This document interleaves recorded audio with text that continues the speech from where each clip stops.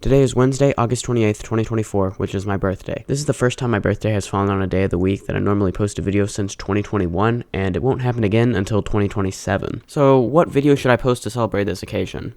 I'm gonna ask the Discord server. Test Fortnite.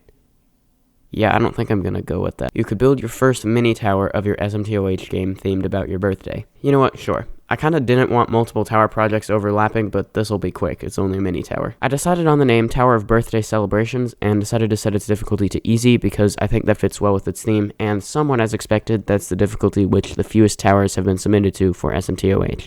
At least when I decided the difficulty. I began work on the tower in a stream on Saturday, August 24th. I didn't have much in mind for the tower, but I thought a cake-shaped frame would be the make to take. How exactly should I do that, though? Normally I make my mini towers have 8 30 by 30 floors. Making each floor slightly chonkier than the one above it may seem like a good idea, but then I end up adding way more volume to the tower than I want. And that's an awful lot of layers for a cake. Let's limit it to just 3. Let's see, we can make the top layer just a 30 by 30 box, which is the standard floor size, bringing the floor count up to 1. Layer below, add a floor and square it. That's 4 more floors for a total of 5. Need 3 more, so again, add a floor and square it. Well, so much for that. How about I make it 3 layers, with the bottom layer being 2 floors by 2 floors and the top being 1. That just means the middle layer needs to fill the same volume as 3 regular floors would. Some fancy calculations later, we've got a cake. Except it's still dissatisfactory. Just look at how uneven it is. What a turn of events. Just eyeballing it looks better than getting it mathematically perfect. Frame's done, time for some gameplay. For the first layer of the cake, I'm not going to put any teleporter or anything on the floor so you can just freely walk around. However, that means all the jumps need to be at least 12 or so studs off the ground so that you can't shortcut straight to them. To do that, first I need to get the gameplay off the ground. Now I could just use a ladder or ramp, but that's so boring. How about a fancy morpher elevator? Nice. How about a wraparound next, but keep in mind this is easy difficulty, so that pretty much rules out everything except like a 1 stud wrap. Maybe wedges? Yes. I mean, you could argue whether this even is a wraparound anymore. Like, is it a 0 stud wraparound? Let's not think about that too much. What we should be thinking about is cake. A slice of cake looks kind of like a wedge, so how about I use lots of wedges throughout the tower as an allusion to cake? With that in mind, wedge speedrun. Client object time. Introducing the sprinkle launcher. Basically, I took a turret and configured it to launch sprinkles that don't damage you and won't disappear when they hit you, but they will disappear when they hit any other part, including another sprinkle. I positioned the 2 turrets so that the paths of sprinkles would intersect just before hitting the button, so they disappear just before hitting the button. But you can walk into the sprinkles and they'll start spinning around, and if you do it right, it'll delay them hitting each other just long enough to hit the button. What does the button do? Well, it opens this door leading to a pushbox spawner, and you can use that pushbox to get up this ledge and continue. A couple jumps later, this entire bottom layer had been filled with gameplay, and I couldn't put anything on the floor because that would create shortcuts. Or would it? Well, not if it's a pushbox section. I placed some platforms near the ground, which you would use 2 pushboxes to complete. 1 box to get the other box across the gaps. The reason the platforms are button activated is because if they weren't, you guessed it, shortcuts. Once you press the button to activate the platforms, even though you can still jump to the platforms above, there's no point in doing so since you already got all the buttons they lead to. The first layer concludes when you finish the pushbox section and use the box to jump onto a truss. That truss leads you up here to an outside. Say, if I use corner wedges to add a top to this truss pole, then add fire, it looks like a candle. I'll add one on every corner. Nice. Then I added some conveyors going around the entire cake, which adds some nice color variation too, before leading you across some jumps into the next layer of the cake. But remember, this is an easy tower, so there shouldn't be any punishing outsides. While you can technically fall off the side anywhere, you're most likely to on these jumps that aren't over the cake. A simple truss is all I needed, because if you fall here, you'll see the truss and you can just climb back up. Before I continue the gameplay on floor 2, let's bring layer 1 to life with some birthday decorations. I started with a happy birthday banner that would look something like this. I could theoretically build this with parts, but it seemed it would be way easier to just make a decal instead. To Photoshop.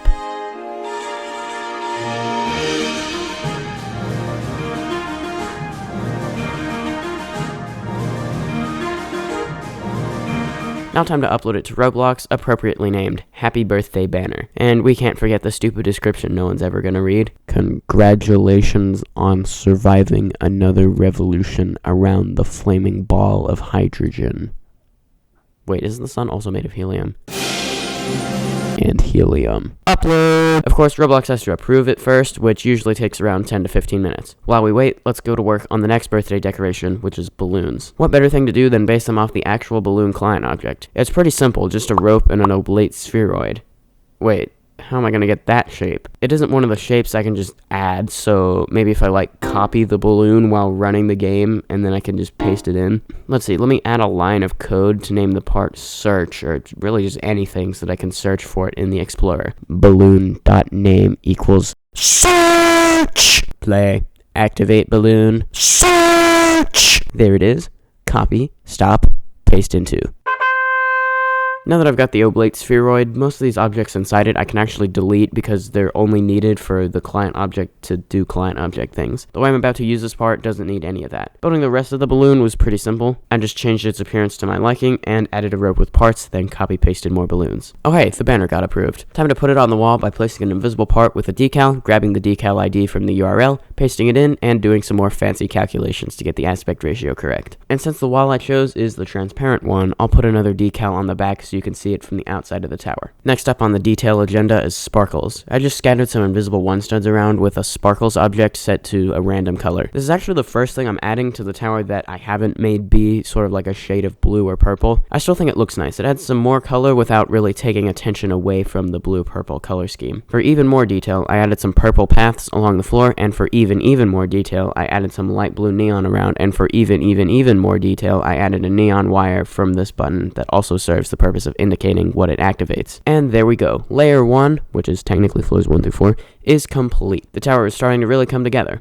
On to layer 2. Remember the struggles to prevent shortcuts by jumping from the floor? Well, I don't have to deal with that on this layer because the floor will be a teleporter. I know it looks like a kill brick, but it's a teleporter. Hey, there's a problem again. If the teleporter goes up to the transparent wall, that leaves an out-of-place one stud space. Maybe if I make that space bigger so it looks more intentional. Hey, that gives me an idea that you don't get to know about yet. You will soon, though. Gameplay time. Let's start with a moving part that moves in and out of this pillar. I'll need to make it so that the player can stand on it, so like it's can collide true, but it can still go through the pillar, so like to the pillar it's can collide false. I know that I need to use collision groups to do that, or rather the tower kit's built-in collision group system. They explain how to do that in the SMToH Discord, but I think I remember it. You add a string value called set collision I forgore. To the Discord. Here we go. I set the name to set collision group and set the value to only collide with players. A few jumps later, I feel like it's time to introduce a new mechanic. How about elevators with a speed of 0? Simple enough to make, I basically just explained it there. Set the speed to 0. For the appearance though, I decided on a teal outline. Now for that idea about what I'm going to do with this teleporter-less part of the floor. What better thing to do than slapping a big ol' name tag on the tower? TOBC. There we go. The sign also functions as gameplay though. After the elevator, you walk across it and then jump through another elevator. At this point, I'd been building for about 2 hours, so I decided to call it there for the night. I took a screenshot and posted a teaser for this video on Discord and went to bed. Putting any platforms in the center of the layer here would definitely create some shortcuts, but not if they're activated by a button right here. Because why not? That button will be on a hanging platform. I used the same method to do that as when I made the rings of Saturn in Tower of the Planets. Yep, believe it or not, these are buttons. Basically, I put a scriptless client object, so anything without a client object script, inside the button model, and then weld the button parts to that client object. Once you press the button, some platforms activate in the center of the layer, which allow you to get to this truss, and then you can climb up to the final floor. I think it would be nice if the final floor involved jumping across some presents, but presents would make for nice detail too. How about you start to see them on layer 2, but at that point they're just for decoration. Making a present is pretty simple because it only requires like 4 parts, and I also put a name tag that says to SharkNoob 2001. I'm taking inspiration here from the presents that are typically used as decoration throughout SMToH Christmas event towers that are addressed to various developers. But here, it's all about me. The final floor was pretty straightforward. Like I said, I used more presents, but this time as part of the parkour rather than just decoration, which leads you to the final outside. But remember, this is easy difficulty, so it'll have a safety net. To be consistent with the top of the first layer, the top of the second layer will also have conveyors, but going the other direction. They lead you to a few easy jumps to the top of the tower where the wind pad is.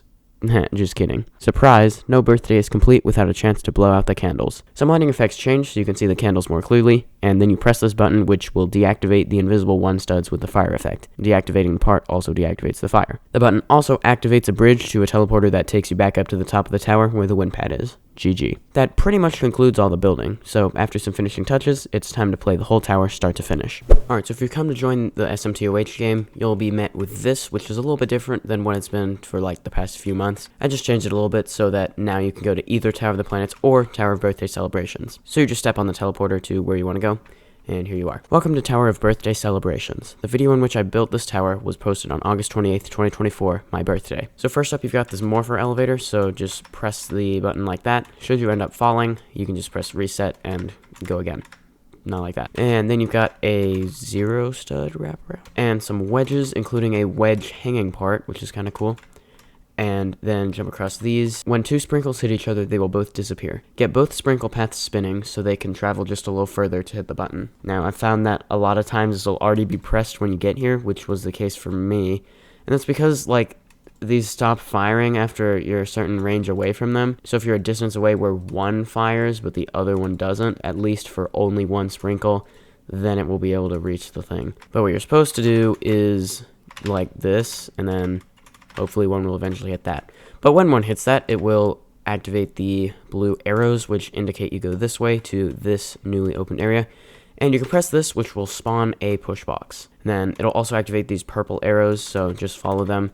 And it will lead you across here and to this button. You can look on that wire to see what it activates. It activates that. Now, originally there were a lot more of those button activated platforms, but what I did was I nerfed this push box thing because I felt it was way too hard for easy difficulty. So what you now have to do is use this push box. You just get it from over here, which if you like just go up to this newly activated thing, it says push box required to reach the truss. So that should hopefully be enough of indication you need to go get it from over here. And then you want to push it up this ramp. Going backwards is a little bit easier, so you don't go into climbing animation, but it is possible going forwards. And you want to get it over here and just jump up to here. And now you can go across these conveyors, just right around the tower and up this ramp. It is possible to just go over here. That's a shortcut that skips like nothing, so that's why I didn't even bother to fix it. Should you end up falling here, you will be able to just get back up because there's a truss. And you can follow the arrows, which are not very necessary because it's very obvious where you're supposed to jump to next, but you can follow them anyway. It'll lead you into layer 2. Falling into the kill bricks below will send you back to this platform. So this thing is a moving part. It should be going back that way in just a second. There we go. So you want to wait for it to appear. There we go. And yeah, some more easy jumps like that. This says teal outlined areas are elevators. So you want to jump up and then avoid those walls and then go across where it says TOBC. Then jump through that elevator to the button. And once you press it, then these will activate and you can make your way up here to the final floor. There's some presents down there, which were just for decoration. They were can collide false, but here they are larger and also can collide true and will be used in the gameplay. Starting off with this one, where you want to jump into this teal elevator and then get onto here. Then you've got a couple one stud wraps, jump across this tall present, another one stud wrap, some falling parts, and then you use the same elevator but you're like higher up. It shouldn't be possible to make any shortcuts from like down there. There was one that was possible, but I think I patched it with this wall here, and that takes you out here where you've got an arrow indicating you sort of go this way, following the conveyors, and another arrow pointing this way. There's a safety net if you fall. So should you try to do a 360 and fail, you'll just get teleported back. So pretty easy. You got a one stud wrap, and then surprise, no birthday is complete without a chance to blow out the candles. So it'll become darker so you can better see the tower, which looks pretty cool in the like nighttime with all the neon and stuff. I think it looks cool. But you can press that and those will go out, and this will activate with that little arrow indicating you can walk over to here onto that teleporter. That'll take you over here, reset the lighting, and it says GG with the wind pad. Yay, you won the tower. Enjoy this terrible temporary wind room. The last thing there is to talk about is the difficulty of this tower. I know I said it would be easy difficulty, but now I decide, like, is it mid easy, high easy? Well, I think I'm going to say this is peak easy. Honestly, it might be closer to medium, but for now I'm just going to say it's easy, and then I can always just change the marked difficulty later. But really, the difficulty slots, they don't necessarily mean in the end there will be 3 easies and 2 mediums. Like, if one of the easies end up being changed to medium in the end, to where there's 2 easies and 3 mediums, that's okay too. Well, that's going to conclude the video. I'm quite pleased with how this tower turned out. I had a lot of fun building it, and I think this has been a great way to celebrate my birthday. In addition, you may have noticed that this entire video, other than the playthrough at the end, was post-commentary. What did you guys think of that? Let me know your thoughts in the comments. With all that said, make sure to like and subscribe if you enjoyed. I'll see you in the next video, and have a great day.